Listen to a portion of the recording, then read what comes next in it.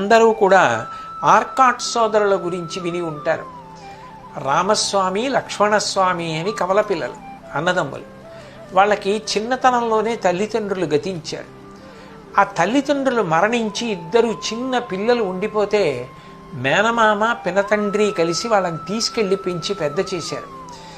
ఆ పిల్లలు బాగా చదువుకుంటే మేనమామ గారు నా మేనల్లుడు అన్న ప్రేమ చేత నా సోదరుడి కొడుకు అని పినతండ్రి ఆ పిల్లలిద్దరినీ బాగా చదివించారు.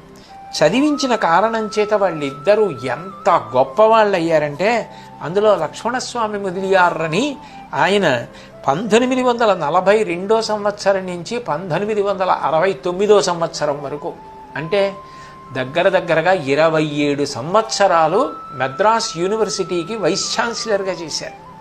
అంతకాలం ఒక యూనివర్సిటీ వైస్ ఛాన్సలర్గా ఉండడం అంటే ఆయన ఎంత దార్శనికుడో, ఎంత విద్యాధికుడో, ఎంతమంది పిల్లల్ని తయారు చేశాడో, ఎంత పరిపాలనా దక్షుడో అర్థమవుతుంది. అంత గొప్ప వ్యక్తిని తయారు చేసిన వాళ్ళు ఎవరు? తల్లి తండ్రి గతిస్తే బంధువులు తయారు చేశారు. అలాగే వాళ్ళ అన్నగారు రామస్వామి మొదలియార్ గారు ట్రావెన్కోర్ యూనివర్సిటీకి వైస్ ఛాన్సలర్ చేశారు, రాజ్యసభ సభ్యులు చేశారు.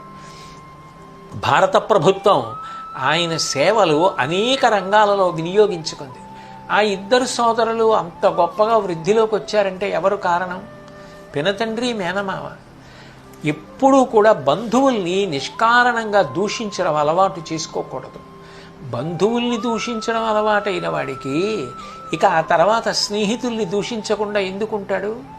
ముందు బంధువుల్ని ప్రేమించడం వస్తే తర్వాత మిగిలిన అనుబంధాలన్నింటినీ కూడా గౌరవించడం, ప్రేమించడం అలవాటవుతుంది.